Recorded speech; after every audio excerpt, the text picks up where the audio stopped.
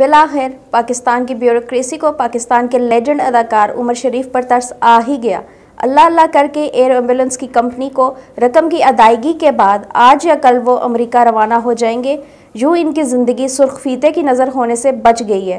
पाकिस्तान के लेजेंड अदाकार दिल के आर्जे समेत मुख्तलिफ बीमारियों में मुब्तला होने के बायस इस वक्त कराची के एक निजी अस्पताल में ज़ेर इलाज हैं। उमर शरीफ ने वीडियो पैगाम में हुकूमत से बैरून मुल्क इलाज कराने की दरख्वास्त की थी, जिस पर वफाकी और सूबाई हुकूमतों ने मस्बत जवाब दिया। अमरीकी सफारतखाने ने उमर शरीफ और इनके अहलिहाना को फौरी वीज़ों का अजरा तो कर दिया, मगर पाकिस्तान की सरकारी ब्यूरोक्रेसी ने इनके लिए फ़ंड रिलीज़ करने और इनकी रवानगी के इंतजामात को ख़त्मी शक्ल देने में इतनी ही देर कर दी कि इम्कान था कि उनकी तबीयत इस हद तक ना बिगड़ जाए कि वो सफ़र करने के काबिल ही ना रही। इससे पाकिस्तान के सरकारी निज़ाम को अंदाज़ा आप खूबी लगा सकते हैं। दूसरी जानिब साबिक वज़ीर आज़म नवाज शरीफ की ख़राब तबीयत की बिना पर लंदन रवानगी पर नज़र डालें तो कमज़ोर और ताकतवर के फ़र्क का अंदाज़ा होता है।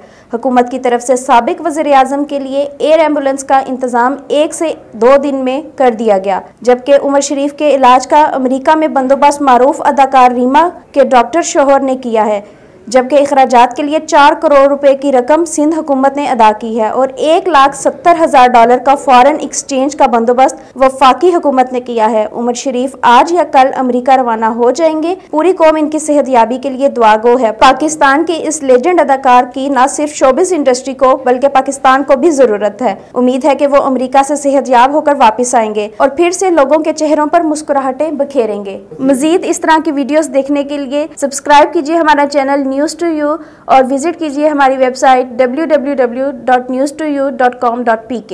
शुक्रिया।